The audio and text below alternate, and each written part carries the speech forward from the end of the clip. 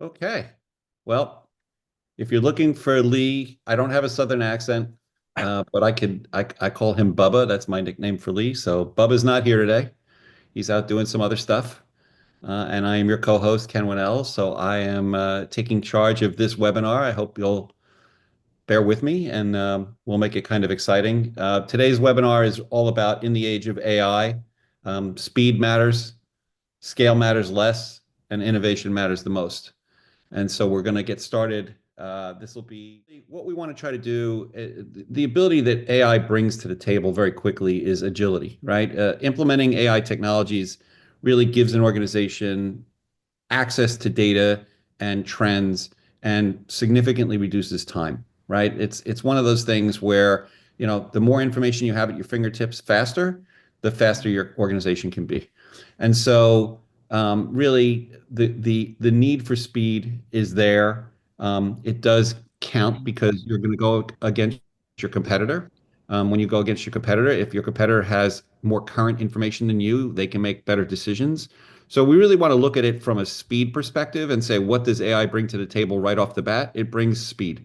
And if you take away nothing else from today, just understand AI equals fast, right? Do we have the results yet, Claudia, or no? Yep, 1 second. Okay.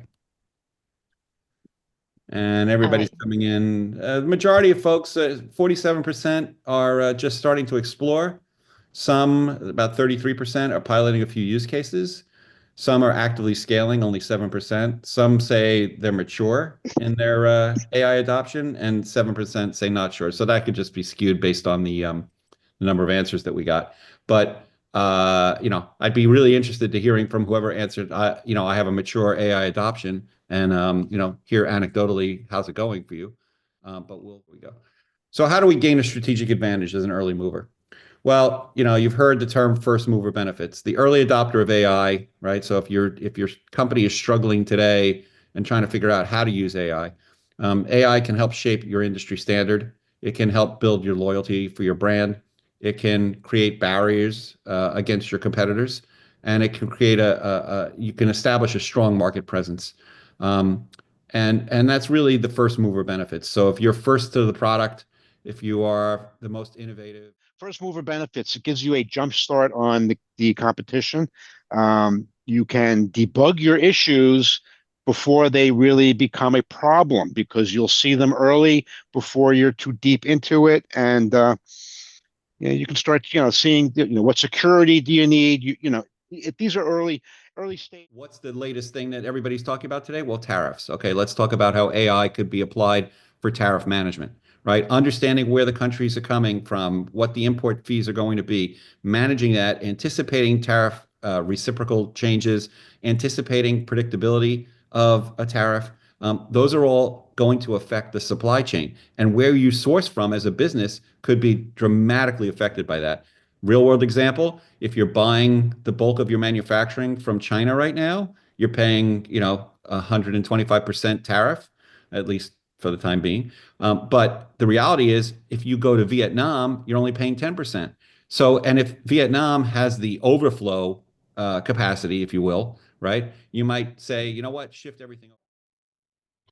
Weigh So in.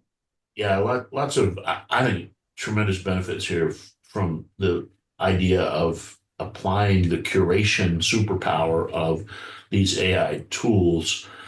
And as Carolyn had pointed out a little earlier, right, matching up with the individual's learning styles is also, just a huge game changer. When I actually feel like this is the right answer on this poll. Fast and iterative, 27%. Careful but deliberate, 36%. Slow and cautious, 32%. And disconnected, 5%. That's not surprising. Companies in general, the departments that are experimenting with AI tend to be the creative and the marketing groups and the sales groups. Everybody else is kind of focused on business. And not that that's a bad thing or a good thing, just it is interesting to note that your ability to speed things up and to maintain agility can be hindered by the fact that you're going cross departmental and that hey, the creative team has great ideas, but the sales don't necessarily match it. I think that's a struggle that a lot of companies are faced with. Density over headcount. So this is an important slide because I put this in and I talk about these measuring metrics, emphasizing the skill over the numbers.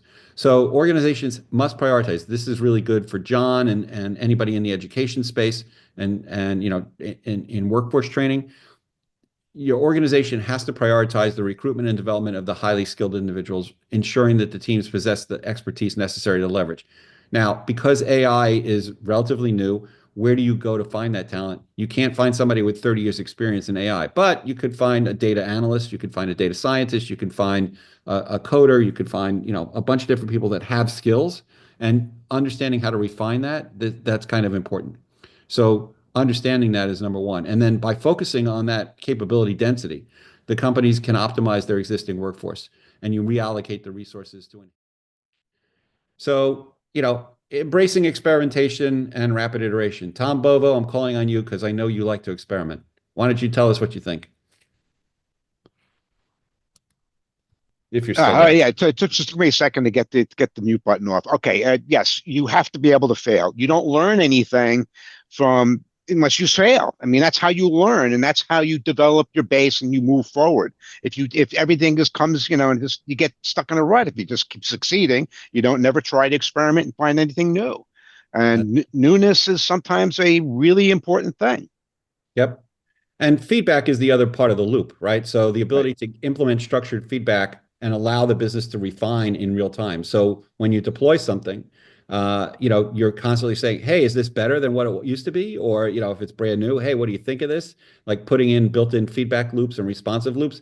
You know, in the old days of web development, we used to have the heat maps that we would look to see where people would gather and